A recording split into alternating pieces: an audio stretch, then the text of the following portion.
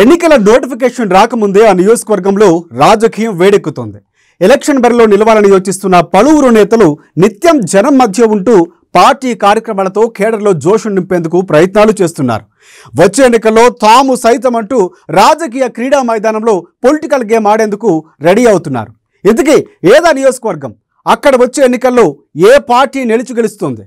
ముక్కోణపు పోటీలో ఈసారి నిలిచేదెవరు?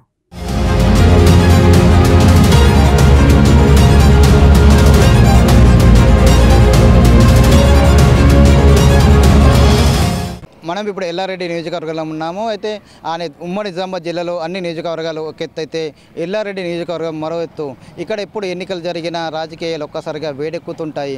అయితే ఒకప్పుడు కాంగ్రెస్ పార్టీకి కంచుకొట్టైనటువంటి ఎల్లారెడ్డి నియోజకవర్గం తెలంగాణ వచ్చిన తర్వాత ఒకసారి బీఆర్ఎస్ పార్టీకి అలాగే మరోసారి కాంగ్రెస్ పార్టీకి అవకాశం ఇచ్చింది. అయితే మూడోసారి ఎన్నికలు జరుగుతున్న సమయంలో ఇక్కడ నియోజకవర్గ ప్రజలు ఏ పార్టీకి పట్టం కడతారు, ఏ పార్టీకి ఆందోళన ఎక్కిస్తారు, సార్ అధికార పార్టీ ప్లస్ ఏంది మైనస్ ఏంది, ప్రతిపక్షాల పార్టీల ప్లస్ ఏంది మైనస్ ఏంది, ఇటు ముఖ్యంగా ఇటు నియోజకవర్గ ప్రజలు ఇటు ఇక్కడ ఉన్న సిట్టింగ్ ఎమ్మెల్యే సీటు చింపే దమ్ము ఏ పార్టీకి ఉంది తెలుసుకోవాలందా? Watch this story.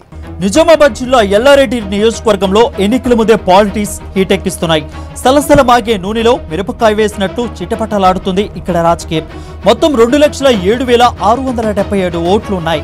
ఇక గెలుపోటముల విషయానికి వస్తే గతంలో కాంగ్రెస్ పార్టీకి గట్టి పట్టున్న ఈ సెగ్మెంట్ లో 2009 నుంచి గులాబీ జెండా రెపరెపలాడుతుంది. గత ఎన్నికల్లో కాంగ్రెస్ తిరిగి పట్టు సాధించిన ఆ పార్టీ తరపు గెలిచిన sitting MLA Jajula Surender 2019 parliament ఎన్నికల ముందు గులాబీ గూటికి చేరడంతో ఆ నియోజకవర్గం కారువశమైంది.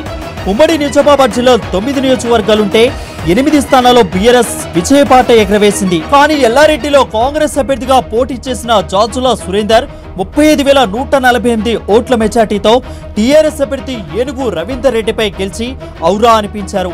అయితే గెలిచిన అనంతరం జరిగిన రాజకీయ పరిణామాల వల్ల సురేందర్ గులాబీ గూటికి చేరగా రవీందర్ రెడ్డి కారును దిగి కమల దళంలో చేరారు.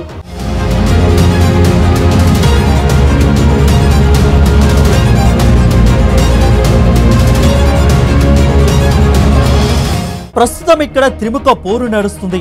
ఎవరికి వారే తగ్గేదిలే అన్నట్లు అదృష్టాన్ని పరీక్షించేందుకు విస్తృతంగా పర్యటిస్తున్నారు. అధికార పార్టీకి దీటుగా బీజేపీ, కాంగ్రెస్ నేతలు వివిధ సామాజిక సేవా కార్యక్రమాలతో పోటీ పడుతున్నారు. కాంగ్రెస్ నుంచి గెలిచి ప్రస్తుతం టీఆర్ఎస్ తో ఉన్న సిట్టింగ్ ఎమ్మెల్యే జాజుల సురేందర్ కు మాత్రం రాబోయే ఎన్నికలో ఇక్కడ విజయం నల్లేరుపై నడకనే ప్రచారం ఉంది. టీఆర్ఎస్ ఆవిర్భావం నుంచి ఉన్న మాజీ ఎమ్మెల్యే ఏనుగు రవీందర్ రెడ్డి కొన్ని కారణాలతో బీజేపీ తీర్థం పుచ్చుకున్నారు. ఈసారి ఎలాగైనా గెలవాలన్న పట్టుదలతో తన ఉనికిని చాటుకోవాలని ప్రయత్నిస్తున్నారు రవీందర్ రెడ్డి. అయితే ఎల్లారెడ్డి నియోజకవర్గంలో బీజేపీ హవా కొనసాగుతుందని, ముఖ్యంగా యువత బీజేపీ వైపు మొగ్గు చూపుతుందని కమలం పార్టీ నాయకులు నమ్మకం. ఒక మాట ఇవ్వడం జరిగింది. పోచారం ఆయకట్టును 1 మీటరు ఎత్తు పెంచుతామని చెప్పేసి, దానివల్ల చివరి ఆయకట్టు అయినటువంటి అన్నాసాగర్ వరకు నీళ్ళు వస్తాయని చెప్పేసి ఈ వ్యవసాయదారులకు ప్రధాన అంశంగా వాళ్ళకు వాగ్దానం చేయడం జరిగింది. ఆ వాగ్దానాన్ని ఇప్పటి వరకు కూడా తుంగలో తొక్కడం జరిగింది. ఈ పోచారం కెనాల్ ఏదైతే ఉన్నదో మరమ్మతుల పేరిట్ల అప్పుడు వైఎస్ గారు రాజశేఖర్ రెడ్డి గారి పీరియడ్లో అమౌంట్ శాంక్షన్ అయితే ఏదో నామమాత్రంగా అవి మరమ్మతులు చేయడం జరిగింది. ఇప్పటికీ ఈ అడవిలింగాల ప్రాంతంలో కానివ్వండి, అన్నాసాగర్ ప్రాంతంలో కానివ్వండి, ముందు చెరువుల్లో ఉన్నటువంటి 8 చెరువులకు మత్తడిలో కూడా మొత్తం భూమి లెవెల్ అయిపోయినాయి. ఆ కెనాల్ని ఇప్పటి వరకు పట్టించుకునే నాయకుడు లేరు. మరి ఈ స్థానిక ఎమ్మెల్యే గారు అయినటువంటి ఈ విషయంలో ఏం చెప్తారో ప్రజలకు జవాబు చెప్పాలి. ఇంకోటి అభివృద్ధి విషయంలో ముఖ్యమైన విషయం, ఎల్లారెడ్డిలో తెలంగాణ రాష్ట్రం వచ్చిన తర్వాత సుమారుగా 6 బస్ డిపోలు కొత్తవి శాంక్షన్ చేయడం జరిగింది. పక్కనే ఉన్న నర్సాపూర్కి ఇవ్వడం జరిగింది. మహబూబ్నగర్ జిల్లాలో 2 డిపోలు ఇవ్వడం జరిగింది.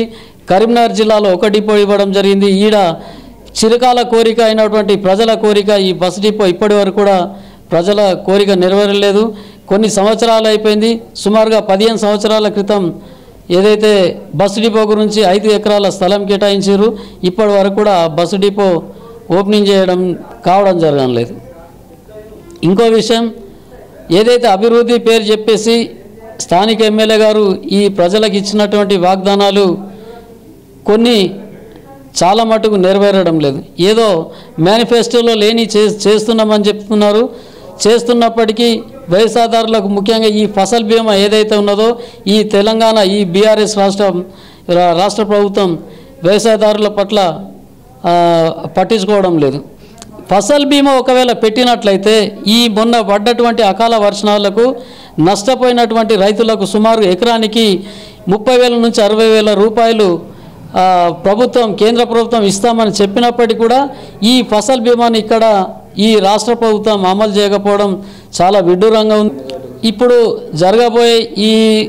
రేపు జరగబోయేటువంటి అసెంబ్లీ ఎన్నికలు స్థానికంగా ఇంకో 3 నెలల లోపల ఎన్నికల హడావుడిలో ఉంటారు కాబట్టి ఈ ఎల్లారెడ్డిలో భారతీయ జనతా పార్టీ యువతలో కానివ్వండి, వ్యవసాయదారులు కానివ్వండి, అన్ని వర్గాల వారు బీజేపీకి ఓటేయాలని చెప్పేసి ముఖ్యంగా యువకులు మాత్రం ముందుండి చెప్తా ఉన్నారు.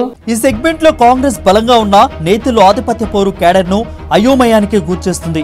కాంగ్రెస్ నేతలు వడ్డేపల్లి సుభాష్ రెడ్డి, మదన్ మోహన్ వేర్వేరుగా కార్యక్రమాలు చేస్తున్నారు.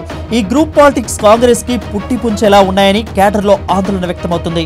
గత ఎన్నికల్లో జహీరాబాద్ ఎంపీ అభ్యర్థిగా పోటీ చేసి ఓటమి పాలైన మధుమోహన్ రావు ప్రస్తుతం ఎల్లారెడ్డి కాంగ్రెస్ టికెట్ ఆశిస్తున్నట్లుగా ప్రచారం జరుగుతుంది. ఈ ప్రచారం ఇక్కడ ఇన్ఛార్జిగా ఉన్న సుభాష్ రెడ్డికి రుచించడం లేదు. టికెట్ కోసం పోటీతో సుభాష్ రెడ్డి మధుమోహన్ రావు మధ్య పచ్చగడ్డి వేస్తే పక్కమంటుంది. ఈ మధ్య అనేక సందర్భాల్లో మధుమోహన్ సుభాష్ రెడ్డి వర్గీయులు బాహపాకిగా దిగిన సంఘటనలు కాంగ్రెస్ పరిస్థితి అద్దం పడుతుంది. గతంలో కాంగ్రెస్ గెలిపిస్తే ఎమ్మెల్యే హ్యాండ్ ఇచ్చి పార్టీ మారాలని ఆయనపై ప్రతీకారం తీర్చుకోవడానికి కాంగ్రెస్ కేడర్ ప్రజలు ఎదురు చూస్తున్నారు. ఎల్లారెడ్డిలో ఎలాంటి అభివృద్ధి చేయలేదని, ఎమ్మెల్యే చేసిన పనులపై శ్వేతపత్రం విడుదల చేయాలని సవాల్ విసురుతున్నారు కాంగ్రెస్ నేతలు. తడ్వాయిలో భీమేశ్వర ప్రాజెక్టు పనులు అసంపూర్తిగా వదిలేశారని విమర్శలు వస్తున్నాయి. అయితే ఎల్లారెడ్డి వేదికగా పిసిసి చీఫ్ రేవంత్ రెడ్డి నిర్వహించిన బహిరంగ సభ సక్సెస్ కావడం కాంగ్రెస్ శ్రేణుల్లో ఆశలు రేపుతుంది. 2018లో జరిగిన ఎలక్షన్లో ఎల్లారెడ్డి నుండి కాంగ్రెస్ పార్టీ అభ్యర్థి అయినటువంటి సురేందర్ను 36,000 మెజార్టీతో గెలిపిస్తే 3 నెలలకే అమ్ముడు పోయిన ఎమ్మెల్యే అడిగితే అభివృద్ధి కోసం పోయినా అని చెప్పిండు. ఎల్లారెడ్డిలో ఏం అభివృద్ధి చేసిందని నేను అడుగుతున్నా. ముఖ్యంగా పోచారం ఎత్తువేస్తా అని చెప్పేసి మాతో పాదయాత్ర చేసి ఆ రోజు ప్రగాలుగా వలికిన సురేందర్ ఈరోజు నువ్వు అధికారంలోకి రాగానే పోచారం ఎత్తు మర్చిపోయినావా అని నేను ప్రశ్నిస్తున్నాం. అలాగే ఈరోజు కేజీ టు పీజీ ఉచిత విద్య అంటారు. ఎల్లారెడ్డి హాస్టల్లో పోతే పెచ్చులుడిపోయి పిల్లల మీద పడి దెబ్బలు తగిలిన సందర్భాలు ఉన్నాయి. కొద్ది వర్షం పడితే ఆ హాస్టల్ బంద్ చేసేసి పిల్లలను వాళ్ళ ఇళ్ళలోకి పంపిస్తారు. ఇదేనా మీ కేజీ టు పీజీ అని మేము మీ బీఆర్ఎస్ ప్రభుత్వాన్ని అడుగుతున్నాం. రైతు రుణమాఫీ చేస్తా అంటున్నావు, అది ఏ విధంగా రుణమాఫీ చేస్తావో క్లియర్గా రైతులకు చెప్పాలి. మేము సూటిగా ప్రశ్నిస్తున్నాం. ఈయనతో పాటే ఇల్లందులో హరిప్రియ అనే ఒక అమ్మాయి కాంగ్రెస్ నుంచి బీఆర్ఎస్ పార్టీలోకి పోవడం జరిగింది. ఆ అమ్మాయి అక్కడ బస్ డిపోను సాధించుకుంది. మరి ఈ దద్దమ్మ ఎందుకు సాధిస్తలేడని చెప్పేసి మీ ద్వారా మేము కోరుతున్నాం. నేను డెవలప్ చేసినా ఏం డెవలప్ చేసినావు అది చర్చకు మేము సిద్ధం. మీరు ఎక్కడికి రమ్మంటే అక్కడికి కూడా మేము వస్తాం. ఏ డేట్ నిర్ణయించండి మీరే, మేము అక్కడికి వచ్చి చర్చకు సిద్ధమని చెప్పేసి మీ ద్వారా సవాల్ విసురుతున్నాం. ఇక బీజేపీ విషయానికి వస్తే టీఆర్ఎస్ లో ఉద్యమకాలం నుంచి ఉన్న మాజీ ఎమ్మెల్యే రవీందర్ రెడ్డి ఇప్పుడు బీజేపీలో చేరారు. వచ్చే ఎన్నికల్లో కమలం పార్టీ తరపున పోటీ చేసేందుకు ఏర్పాట్లు చేసుకుంటున్నారు. అయితే ఆయనకు బాణాల లక్ష్మారెడ్డి నుంచి పోటీ ఉన్నట్లు సమాచారం. లక్ష్మారెడ్డి గత ఎన్నికలో బీజేపీ తరపు పోటీ చేసి ఓటమి చవి చూశారు. కానీ రవీందర్ రెడ్డి ఇప్పటికే 3 సార్లు ఎమ్మెల్యేగా పనిచేయడంతో ఆయనకు ఉన్న అనుభవాన్ని తమకు అనుకూలంగా మలుచుకోవాలని బీజేపీ పెద్దలు ఆలోచిస్తున్నట్లు తెలుస్తుంది. నియోజకవర్గంలో 2,07,675 ఓట్లు ఉండగా మున్నూరు కాపు రెడ్డి సామాజిక వర్గం ప్రభావం ఎక్కువగా కనిపిస్తుంది.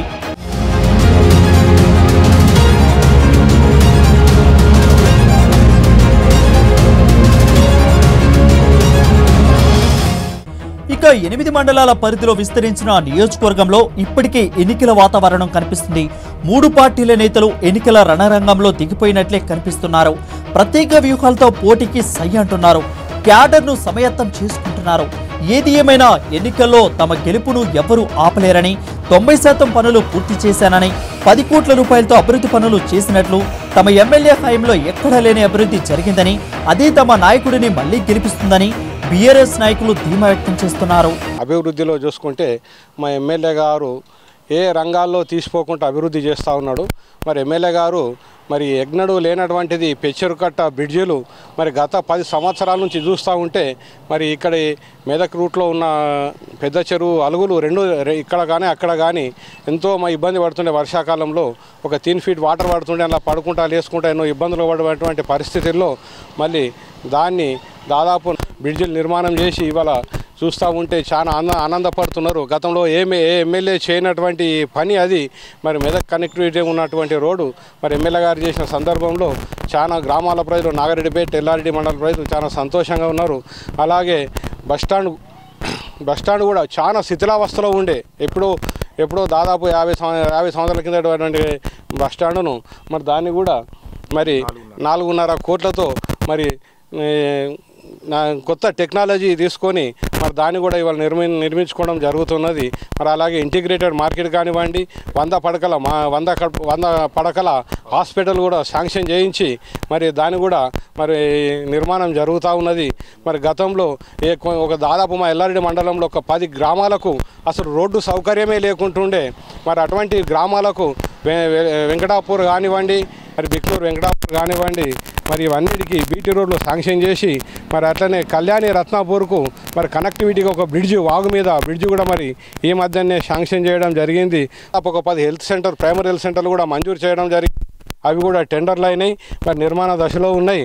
మరి ప్రతి గ్రామ పంచాయతీ మరి ట్రాక్టర్లు కానివ్వండి, మరి ఆయన సొంత ఫండ్స్తోని ట్రాక్టర్లు కూడా ఆర్థికంగా లేని కొత్త గ్రామ పంచాయతీలు ఆయన సొంత ఫండ్తో మరి టీఆర్ఎస్ ప్రభుత్వంలో మా ఎమ్మెల్యే గారు చేస్తున్నారంటే ఇదంతా ప్రజలు గమనిస్తున్నారు. మరి రాబోయే రోజుల్లో మరి సురేందర్ అన్న గతంలో దాదాపు 35-36 వేలతో గెలిచిండు. కానీ ఈసారి 50,000 మెజార్టీతో గెలిపిస్తేందుకు ప్రజలంతా సిద్ధంగా ఉన్నారని చెప్పేసి చెప్పడంలో 3 పార్టీల నుంచి పోటీ తీవ్రంగా ఉండటంతో రాబోయే ఎన్నికలు రసవత్తంగా జరిగే అవకాశం కనిపిస్తుంది. మొత్తంగా త్రిముఖ పోటీలో ఎల్లారెడ్డి కట్టపై ఎవరు గెలిచి నిలుస్తారో తెలియాలంటే మరికొన్ని రోజులు ఎదురు చూడాలి.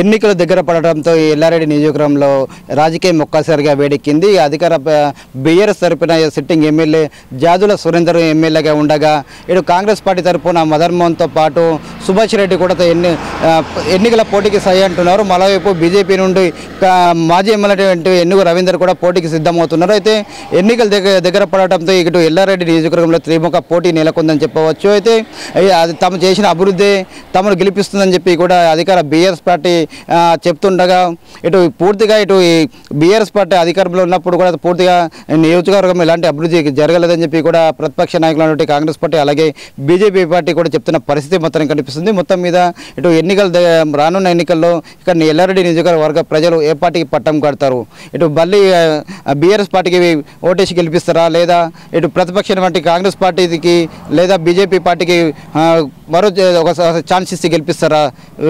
అసలు ఎల్లారెడ్డి నియోజకవర్గ మార్గంలో ఏలే నాయకుడు ఎవరు తేలాలంటే ఎన్నికల వరకు వేచి చూడాల్సిందే. కెమెరామెన్ మైపల్తో నవీన్, అమ్మా న్యూస్, ఎల్లారెడ్డి నియోజకవర్గం నుండి.